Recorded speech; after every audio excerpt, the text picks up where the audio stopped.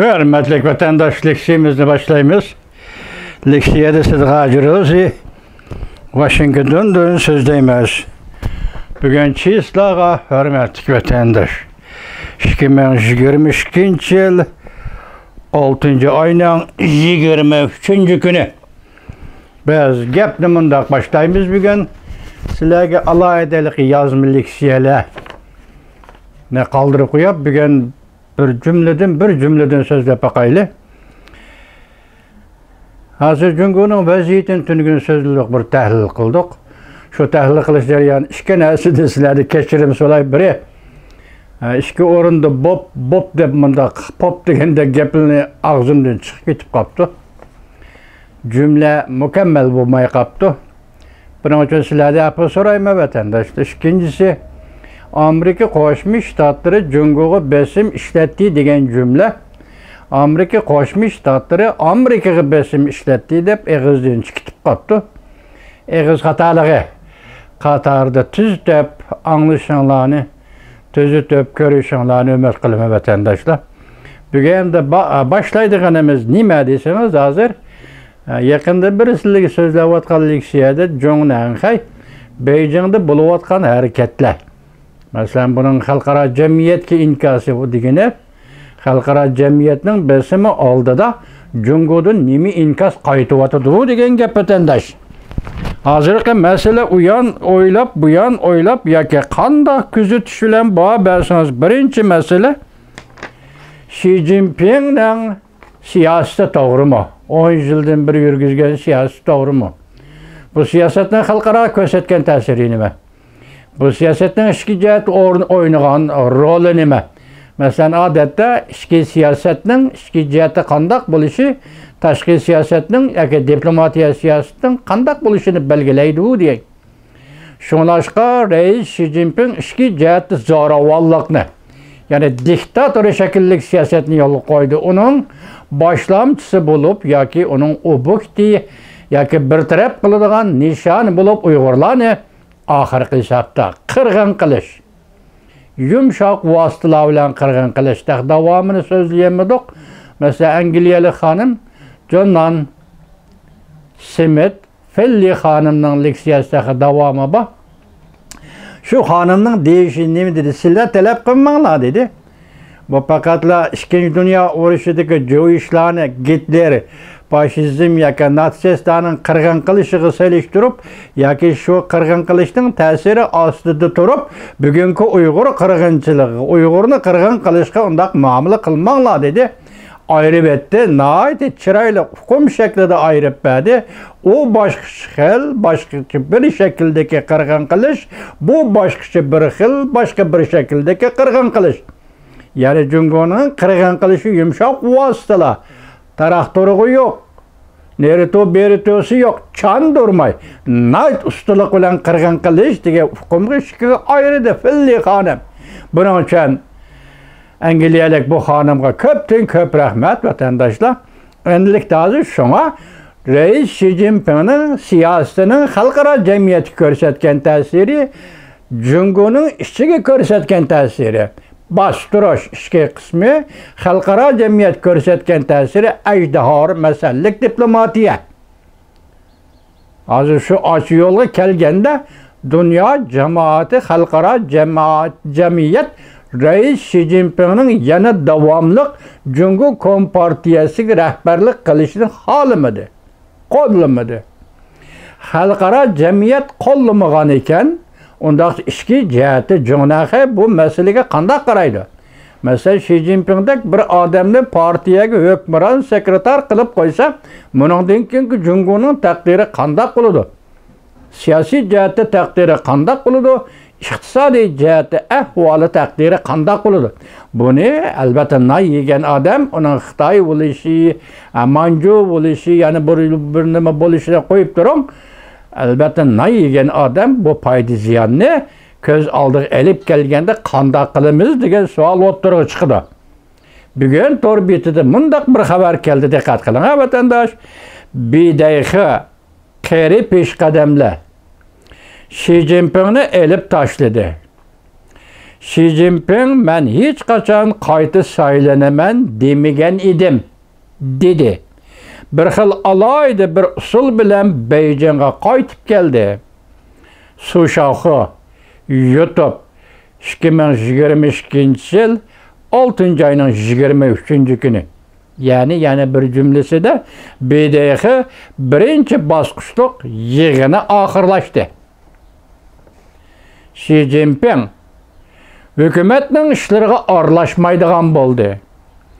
Pensiyaga chiqish ko'pchilik ketman shuna qisqa elib oldim vatandosh. Pensiyaga chiqish Beijingda ishim bor deb qaytib keldi. Bir necha kunda qaytib kelib, ya'ni yig'in qatnashiman dedi.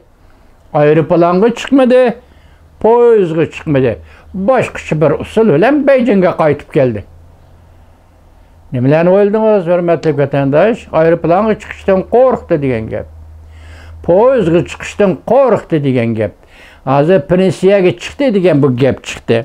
Masalan, peshqadam Jungoning rahbarlari, qari-cho'ra rahbarlari uning tamom huquqini tortib oldi degan gap. Agar bu xabar rost bo'lsa, hamda bir yosh bola davomli so'zlaydigan bola uning fikrida hozirgacha egiz pastlikni ko'rmadim. Masalan, demakchi, hali Govingo'ydek yalg'ayamidaqni ko'rmadim. Saatda boladak qilib fikri rost bo'lgan bo'lsa, demak bugun Jonahayda o'zgarish bo'ldi degan gap vatandosh. Yana birisi. Yaqinda siz shuni tushuning. Biling, biz shundoq dedikmi, demadikmi, taxminan ulguramadik. Dedik. Wang Hongpo.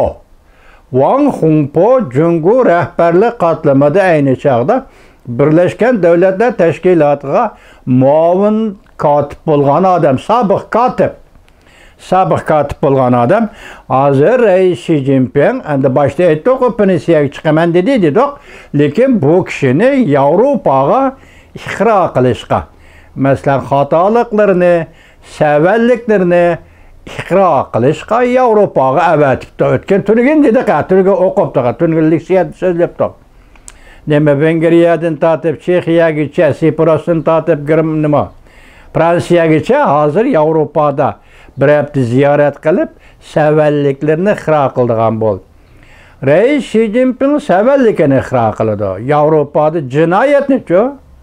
Masalan, xalqaro jamiyat hozir eng asosli Amerika Qo'shma Shtatlari bilan Yevropa ittifoqi qaror va qonun loyiha ma'qullab e'lon qilib bo'ldi. Uyg'uristonda Xi Jinping insoniyatga qarshi jinoyat sodir qildi.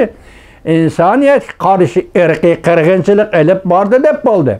Undaqda Xi Jinping avatgan bu vakil, bu alayda elchi Yevropada men xatolashdim, savallik o'tkazdim. Masalan, virusni 0 darajaga tushirish bilan iqtisodning taraqqiyotiga ta'sir ko'rsatdim.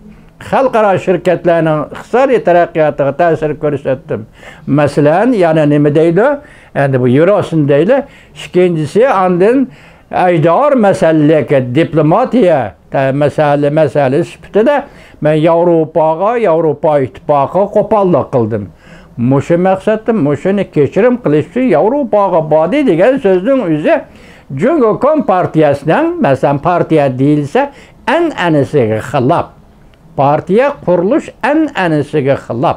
Hozirgacha Jungo Kompartiyasi hech qachon markaz darajalik yoki hokimiyat beshidagi bir arbob darajalik o'zining xatoligini xato deb, savallikini savallik deb, jinoyatini jinoyat deb iqro qilib boqqan emas.